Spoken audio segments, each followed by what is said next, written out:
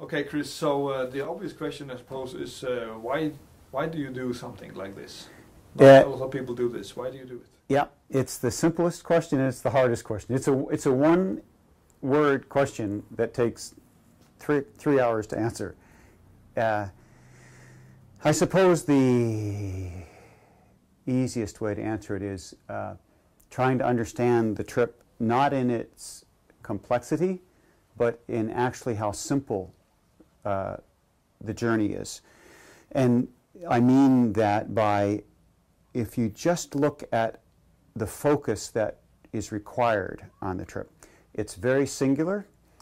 I don't have to worry about the phone ringing. I don't have to worry about people calling me to do work.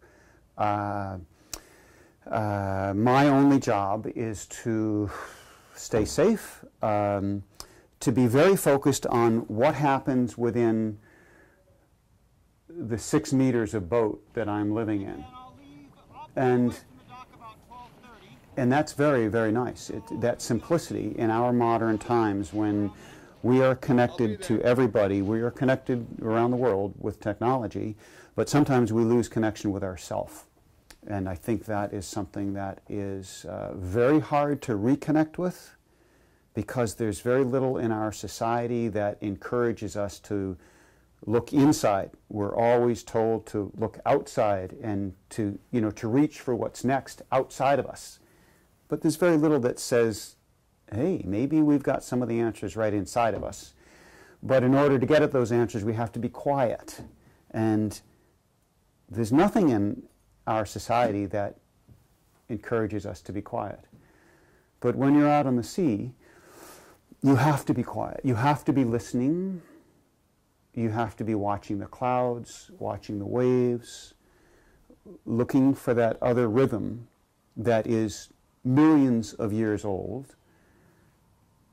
And I have a lot of technology on board the boat, and I'm not saying that that doesn't belong, but I'm trying to find the balance between the technology that we have at our fingertips and the ancient wisdom that is in nature. And I want to touch both.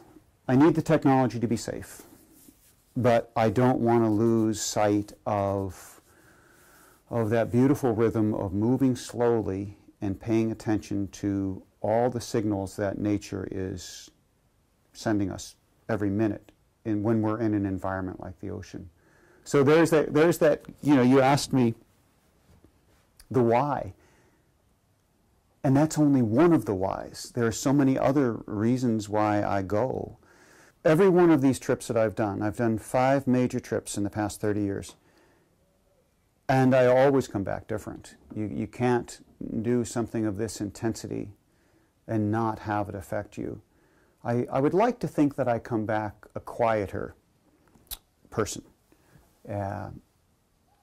more reflective. I would really love to write a book about this trip. I've written 2 other books, and it's really about sharing the trip and letting people actually get in the boat and feel what it's like to row the boat, figuratively, while they're reading. That's my goal, is to help people to understand what it is that I'm seeing and experiencing, and all the fear as well, the doubt, the thrill of seeing the sharks and the whales and the birds, and that's all very exciting. But I also want people to understand that there's no certainty that I'm going to cross from the Faroes to Iceland.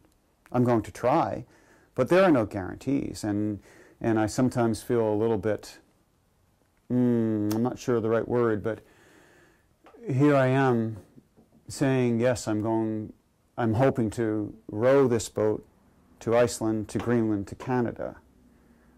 And I don't know, of course I don't know whether I'm going to make it to Canada or to Greenland or to Iceland.